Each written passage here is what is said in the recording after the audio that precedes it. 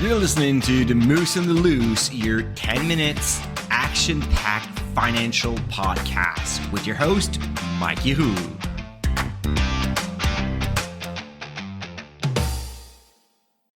Hey, what's up, Market Moose? Mike from The Moose on the Loose. Happy Friday. So for Retirement Friday, today we are going to talk about retirement income sources.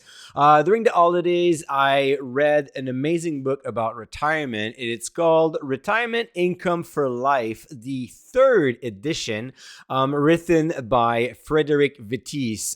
Fred Vitis was actually a chief actuary at Morneau Shepell for 27 years. He's a titan in the terms of like retirement planning and like advice, and his book is quite popular. So I suggest that you try to grab a copy at anywhere you can. Like the book is about like $25 on Amazon, so not that much of an expense, but that will save you sometimes if you're looking to plan your retirement. That's an interesting discussion about his point of view about like he provides 5 enhancements to improve your retirement plan, and I actually did a full webinar on those enhancements, adding my own colors, my own perceptions, and trying to wrap around some context around it. That happened this week actually at Retirement Loop. That Retirement Loop, it's my new community for retirees. Actually, it's a community where we develop tools to help you plan your retirement, and once you're there, to make sure that you hold your ship steady. If you are interested in knowing more about it, you can actually subscribe to the waitlist at dividendstocksrock.com/loop. LOOP. So that's dividendstocksrock.com/loop. That's a place where you can put your name on the wait list, because of course right now the doors are closed. And today we're not going to talk exactly about how to enhance your retirement plan, but more specifically talking about the revenue sources at retirement and the fact that they're like, are they risky or not? And in the book, we're talking a lot about like risk transfer, and that's an interesting notion. So let's get started with lining up all the retirement income sources. First, that comes to my mind, of course, CPP and OAS. Government benefits, of course. Yes, there is the guaranteed income supplement, GIS, but depending, I mean, if you have saved money on your throughout all your life, or you have like a pension from your employer, chances are you're never going to see the color of the GIS. But CPP and OAS, definitely you're going to get some. So those can be taken as young as the age of 60, as old as the age of 70 for the CPP. And then there is like bonuses if you delay them past the age of 65, which could make them interesting. Another key aspect here for the CPP and OAS is that it's being indexed according to inflation, so preserving your buying power. And of course, these days when we retire, we have like 20, 30 years of retirement to plan, maybe even more than 30 years. So assuming, like, imagine that you retire at the age of 60, chances are you're going to die around 90 using stats. So that's 30 years of retirement planning. You need some kind of like income that will follow inflation, right? You could have an employer pension. So defined pension plan, those are getting closer to a unicorn these days. You're going to get those if you work for the government, some large companies, but they're becoming rarer and rarer. And actually the reason why, it's quite simple. It's again a matter of like risk transfer.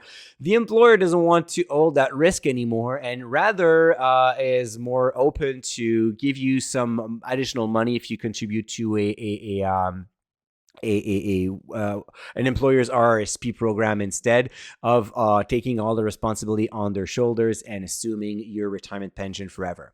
Then, of course, I just mentioned RRSP. You have your investments. So LIRA, LIFs, RRSP, RIF, non-registered TFSAs. Typical Canadian is probably having like 5 to 7 accounts.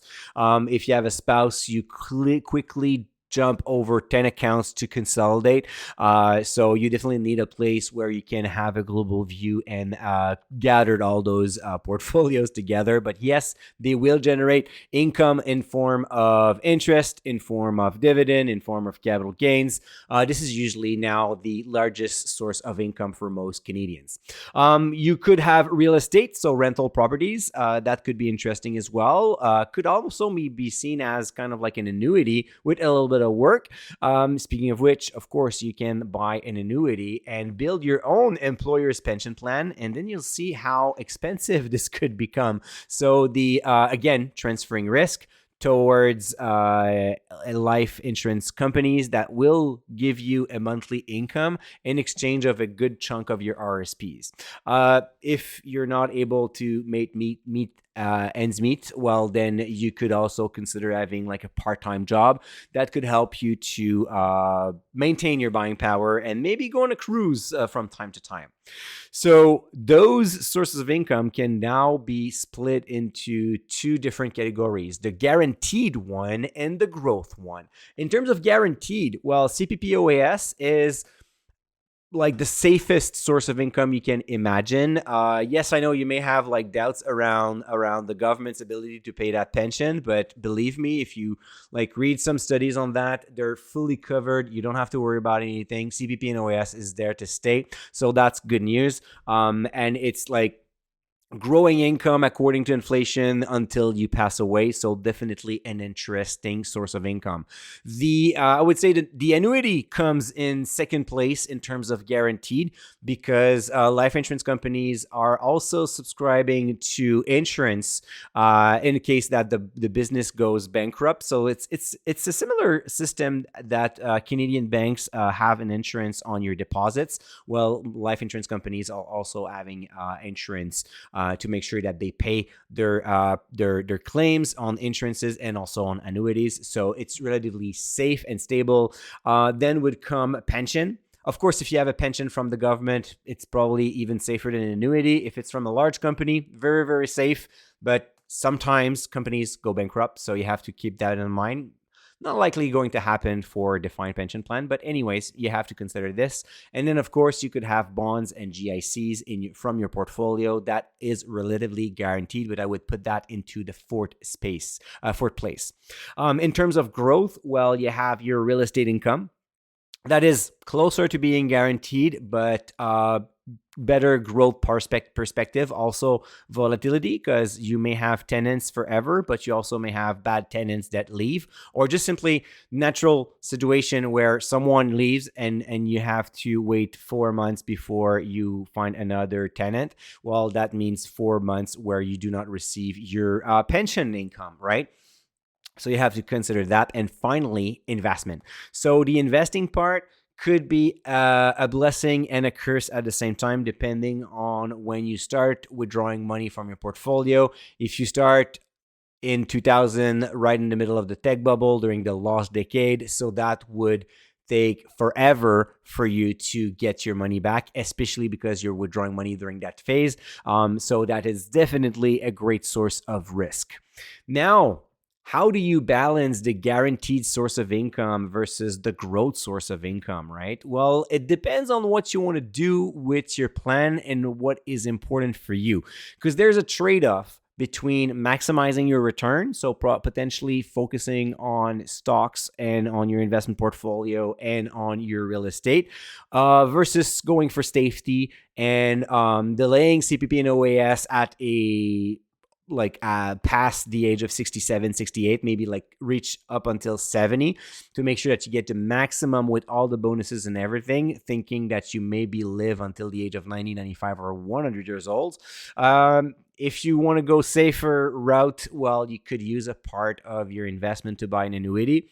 Technically, the returns will be lower with the annuity, but a monthly income is 100% guaranteed, which your portfolio cannot hold that. I know a lot of you guys are fans of dividend growth investing. I am too, but also assuming the dividend is safe forever, not really. That dividend income will fluctuate. Maybe it's going to match inflation. Maybe it's going to be better. Maybe you're going to run into bad investments that will cut their dividend. you have to consider this. I would say to make the right decision, the key point here is to look at all your sources of income. Look at that as a portfolio, like at a like making sure that it's diversified. And if you have a good chunk that is coming from defined pension, annuities, CPP and OAS, well, then you can allow yourself to get a little bit more riskier on the stock side with your portfolio. That could be an interesting way to manage it. Of course, we cover those topics in depth at Retirement Loop. So once again, if you're interested in knowing more about this community and to be on the waitlist when we reopen the doors, you can sign up at dividendstocksrock.com/loop. And we're going to send you more information about retirement planning.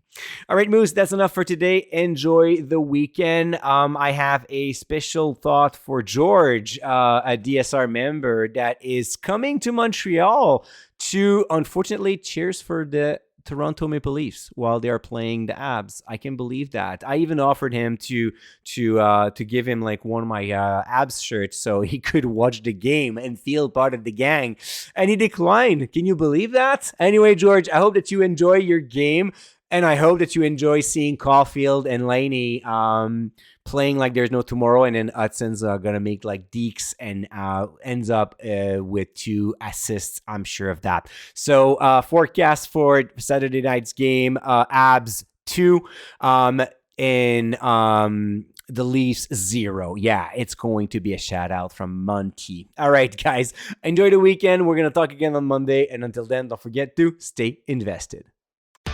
Hey, welcome to the disclaimer. If you're listening to The Moose and the Loose, you cannot really expect me to give you buy or sell recommendation or financial advice, right? You're here for fun, you're here for information and some entertainment. But I am not your financial advisor, I am not your broker, so therefore I'm not liable if you're losing money after listening to the podcast. If you're looking for some advice, go see a professional. If not, you can enjoy this show and do your due diligence after it.